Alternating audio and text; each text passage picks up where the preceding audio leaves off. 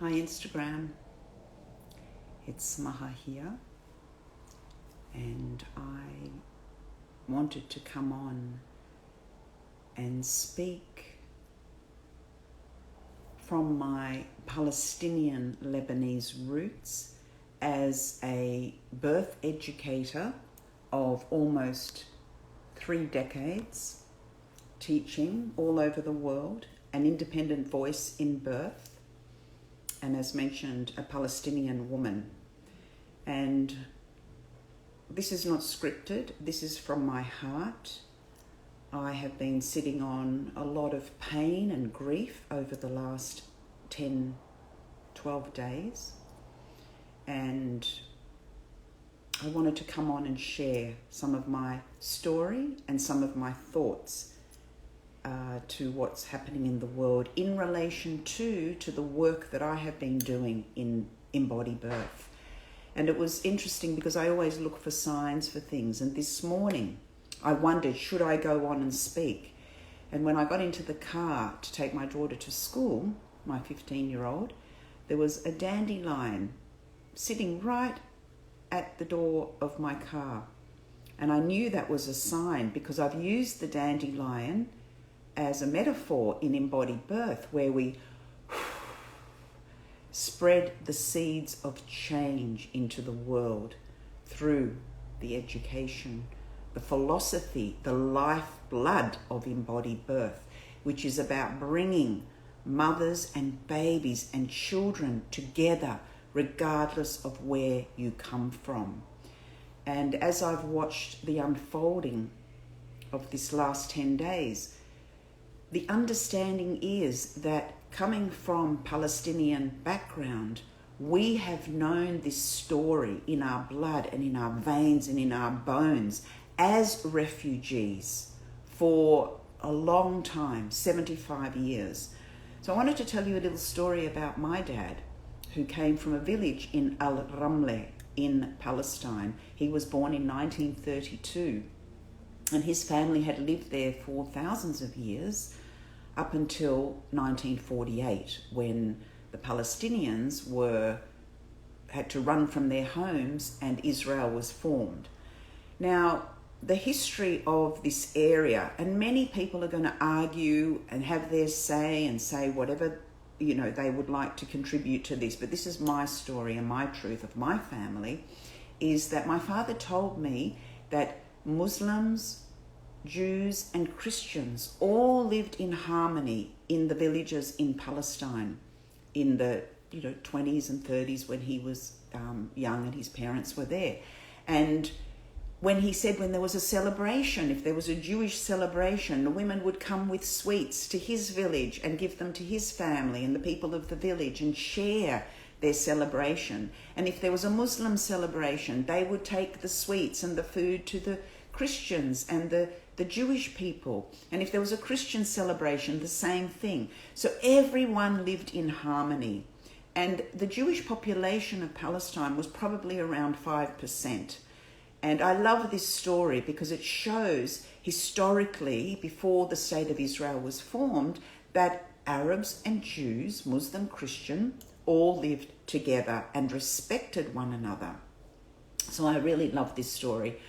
And my dad said to me that in the time after the Second World War, those few years, there was more and more Jewish people coming into Palestine. And they had been coming since the turn of the century and buying up tracts of land from some absent landowners, some who owned land from Lebanon and also some of the Palestinians. But in the time after the Second World War, when the Jews were displaced, a horrific situation that they were put in as well through the Second World War, no homeland. In fact, the homelands that were looked at for the Jewish people was in Zimbabwe, was one of the places, in Western Australia was another place, and of course Palestine, because there had been a history there of Jewish people in Palestine over those, last 1, 2, 3,000 years. So, this is a very contested land. This is a very sacred land to many, many races and many, many peoples. And so when the Jews came to Palestine and it was given to them as a homeland, the Palestinians welcomed them. This is what my father told me. When they arrived on the ships, the Palestinians helped them. They felt for them. They had empathy and compassion for their situation in Europe and their displacement. And so they helped them to come and to, live in Palestine, thinking that we're going to live side by side, just as they had done pre-1948. But this wasn't to be the case. So we have traumatized people coming with their trauma, which isn't resolved, and needing to escape and needing somewhere to live. The Jewish people wanting somewhere to live. But unfortunately, the way that it was done through the English, giving the Palestinian homeland, the country, to become Israel, was done incorrectly, even though the Balfour Declaration of 1948 said that at no time should the indigenous Palestinians be affected by the coming of the Jews. So this is what went wrong. And the Palestine used to be occupied by the Ottoman Empire, or ruled by the Ottoman Empire, for 400 years. So, there was a history there as well. And we know through the World War I and obviously World War II, all of the peoples being part of that land of Palestine. So I'm piecing this together through the threads of my family line as well. So there's a lot of trauma there for me, which you can probably feel as I speak this. So trying to stay very much in my heart and connected and centered. So the Jews came into Palestine. Israel was given to them. And then the Palestinians were very affected by this, thinking there's too much migration of Jews. And they could feel that their homeland was being taken from them. And my dad said that they heard cannons in villages far away. They could hear the army of the Jewish army coming and blowing up villages. And this went through all the villages. And people said, we need to escape because they're coming to our village. And up until that time, the Palestinians had no army. In fact, my dad said, and there was an army of Jewish peoples called the Stern Gang. And my dad said that, the Jewish people actually strapped bombs to them and blew themselves up. And he said the Palestinians, we had never seen or heard of such a thing. So there's a lot of terror and a lot of change happening in a very short time for the Palestinians, a very peaceful indigenous race.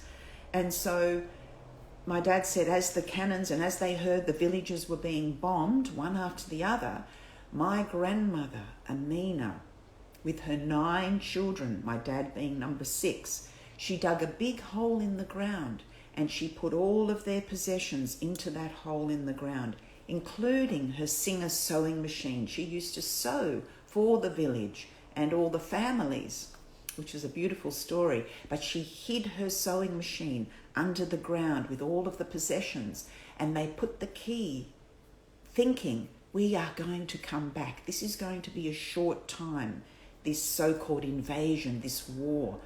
Terrible. And off they walked for, as my dad said, 3 days and 3 nights, following everyone, walking from the villages to a place called Bir Zait, I think, another area in Palestine. I may have had that wrong.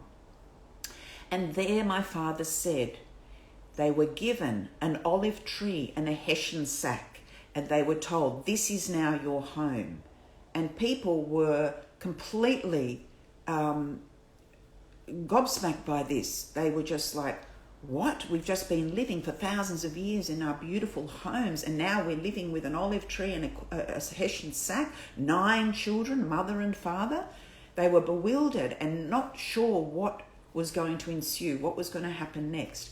And my father said he started to sell coffee. So he started to roast coffee beans, and he made coffee for this camp in this area, which was near Jericho, actually. And so everybody went there, and he said he saw terrible things on the road on his way to this camp. A woman split open with her baby hanging out, Palestinian.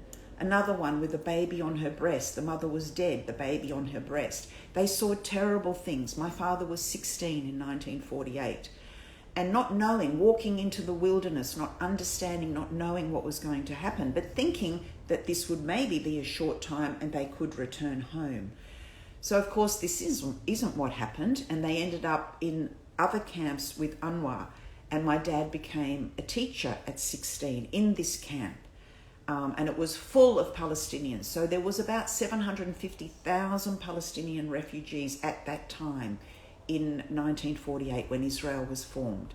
So it was probably 400 or 450 villages that were invaded and destroyed, and the Palestinians became refugees.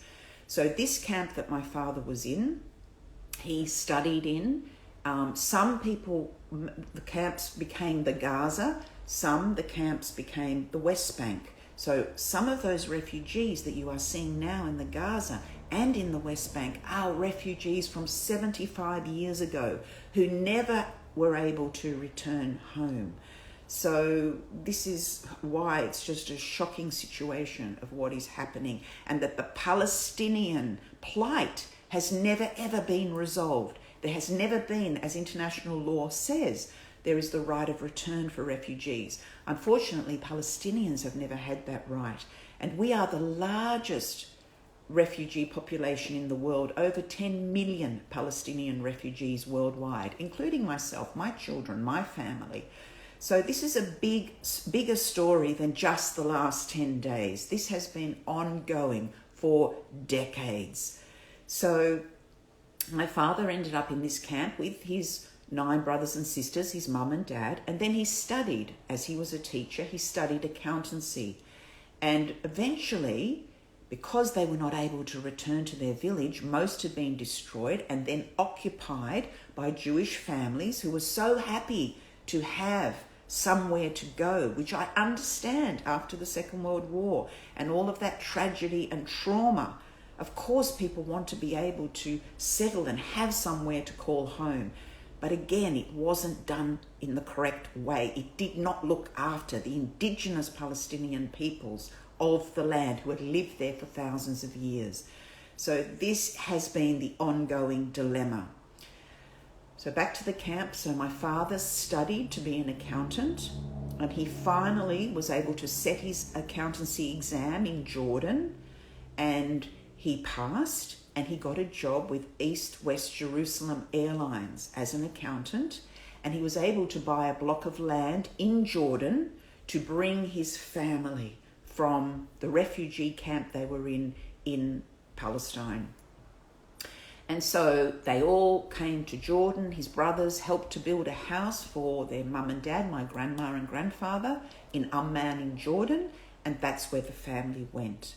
And they are still there. In fact, when I was 21 years of age, I went back to the house in Jordan that my father had bought the land for and the family had built. So never again were they to set foot as a huge family.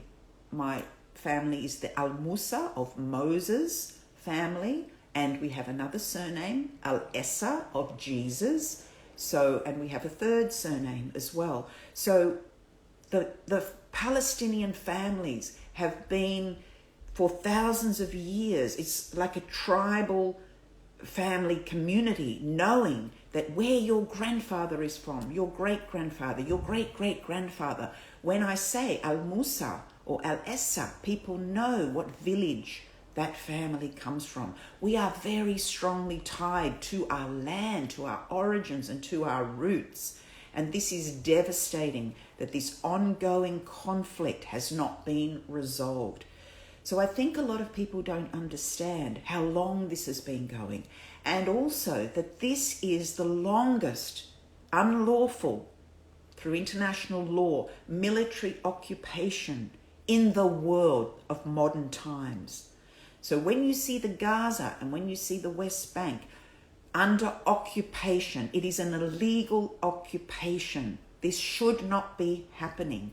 So yes, there have been men sitting around the round table of trying to work out a solution, but a solution cannot be found because of the trauma that is centered in this finding of a solution. that is very difficult. People's emotions, people's history, people's hearts, people's land, the sense of belonging. Every single human being, and people know this from my work in EmbodyBirth, my nearly 30 years of sacred birth work, that when we are born, we want to belong, firstly, to our motherland, our mother, our mother's womb. This is where we first belong, and we are part of a group. We are part of a herd. We are part of a tribe. To take us and sever us from these roots is very painful, and the Palestinian people have been with this pain for decades, severing our roots. I have never been able to go back and sit in the land and the house of my grandmother Amina, to sit with the women in circle and to feel the blood and vein of my culture running through my body. So I've had to piece together the threads of this torn cloth in my work in EmbodyBirth, in my book, Dance of the Womb, dedicated to my Palestinian grandmother, Amina. It is time that women sat at the round table, that mothers' voices are heard. And this is what I want to talk about next. Your child is my child. This is why I preserve and work very hard in mammalian physiological birth. So we as women, as mothers, can feel the depth of the hormone oxytocin running through our veins, running through our womb, that psychic highway between mother and baby, through our hearts to our wombs, to know love through birth, to understand the sacredness of this rite of passage, this initiation of belonging, of attachment, of peace, of love. So our birth preparation begins in our mother's womb. There is a lineage for us as women that we carry in birth. And as a Palestinian woman, I have that lineage within me too. And I carry that and I spread that out, just like this dandelion that I showed at the beginning of this talk that I found this morning at my car. I spread the seed of this sacred consciousness in birth, regardless of where you come from. This is not about he said, she said, they did, this separation and severance. This is about uniting in our humanity. And that is what I teach in birth as a Palestinian Lebanese woman who has come from separation. I was also kidnapped from my mother by my dad as a 6-month-old baby. My mother was Christian. My father was Muslim.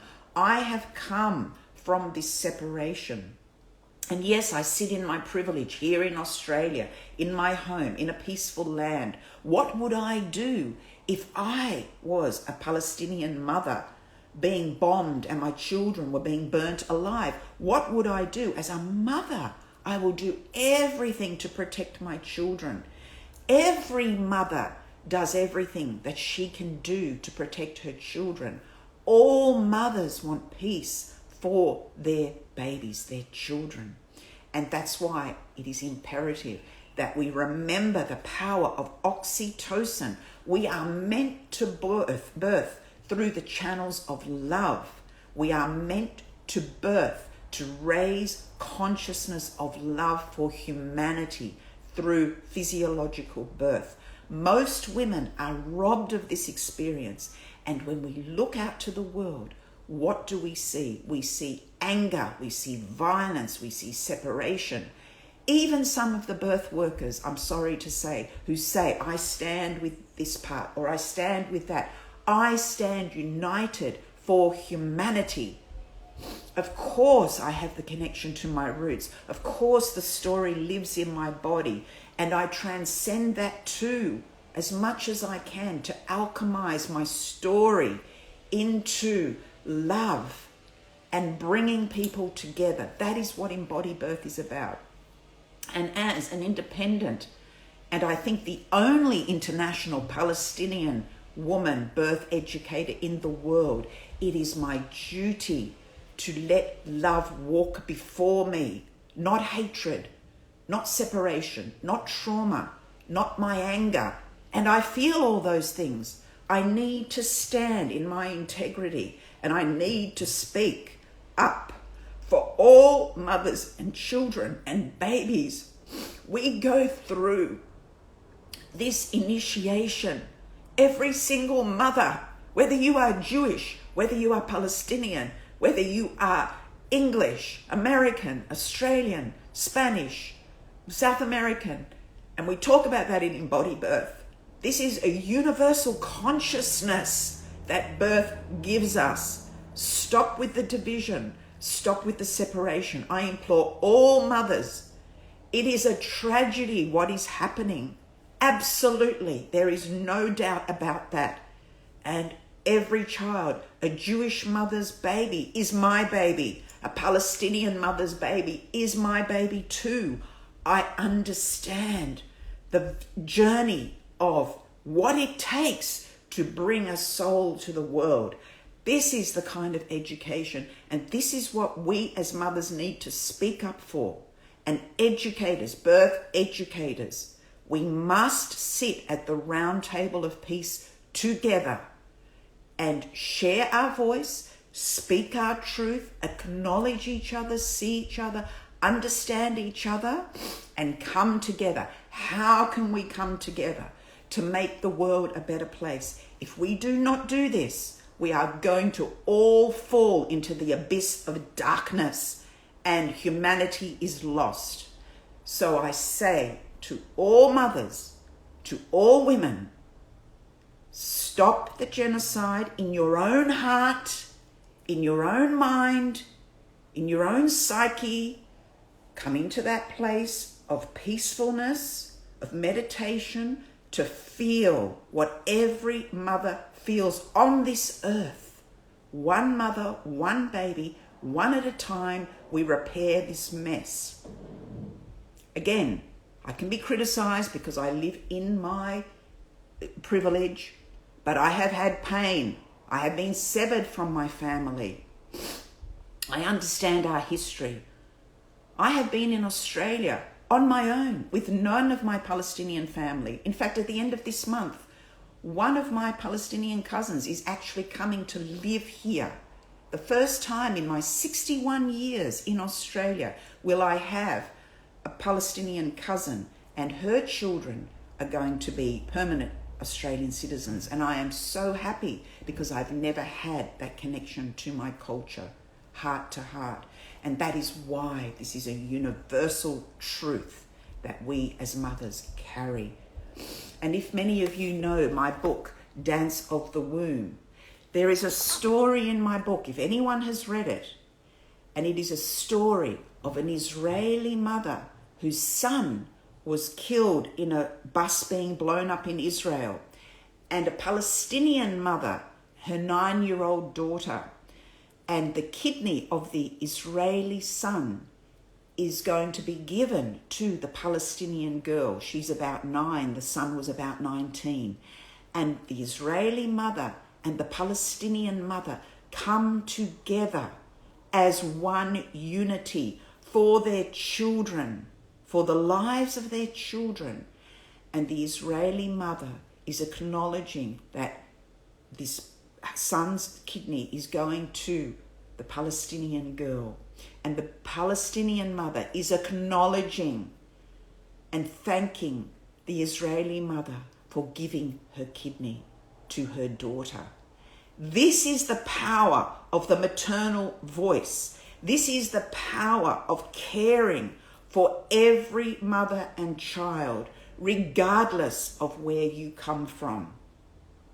So I will always hold this in highest esteem when I look from a spiritual lens out into the world, and I come to speak my truth with conviction, with that power that lives in me, with justice, as I've taught my children,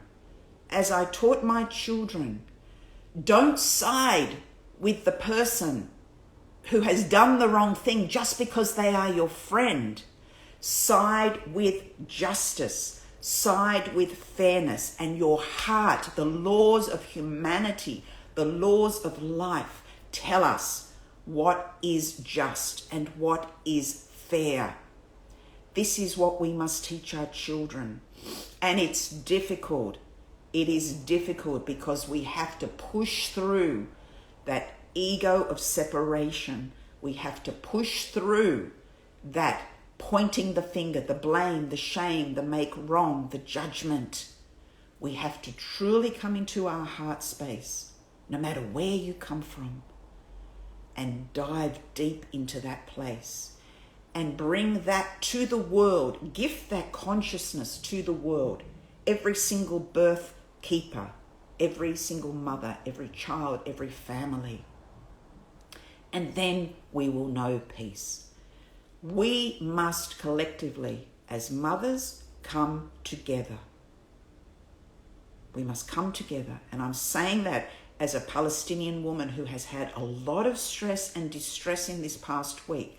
And I have to rise above. I have to keep challenging myself to rise above my own inner hatred, my own inner anger, my own feelings of injustice.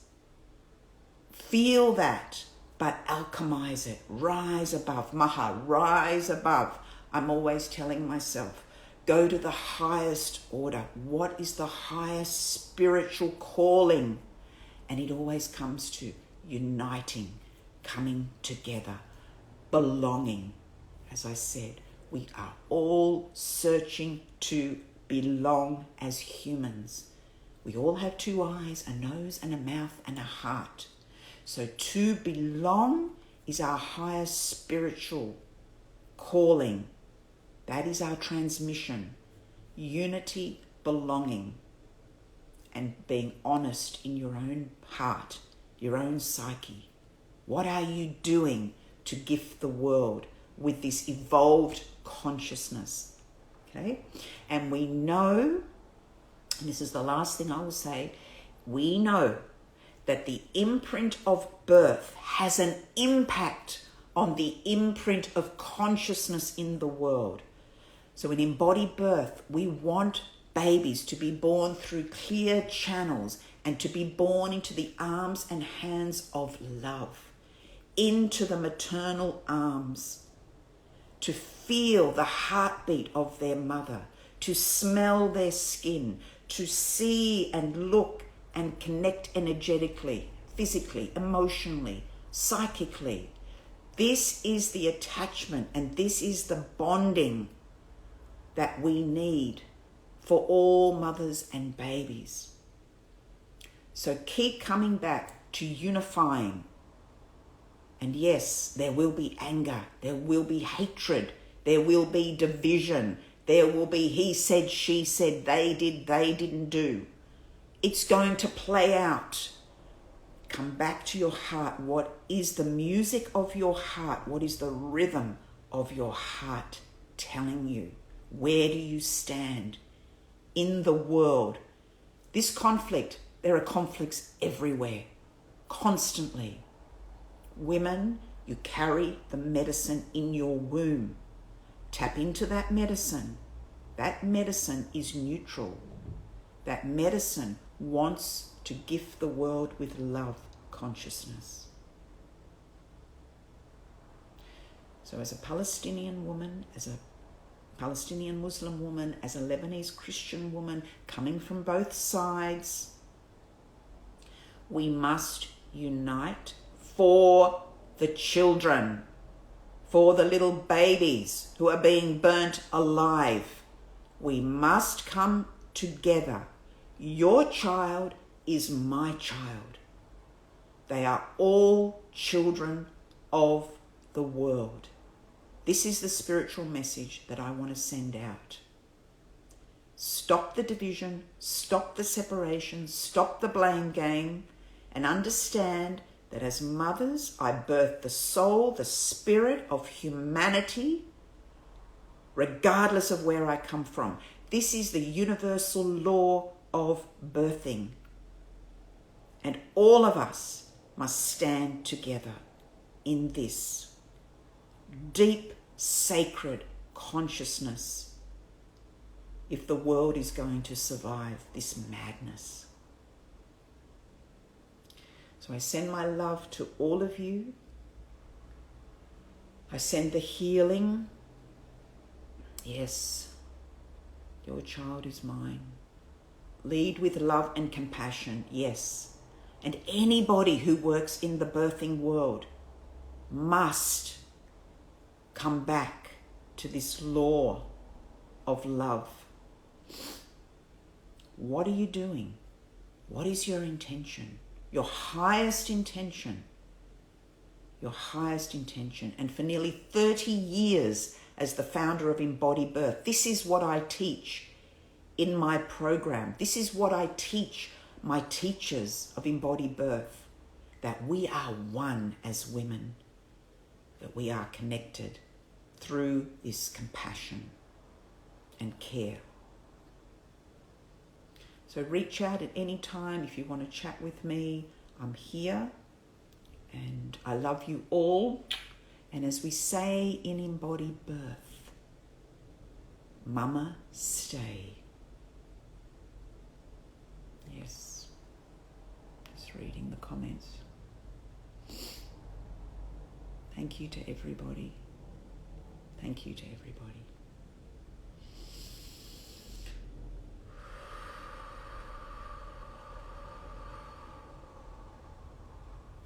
Softening to the heart.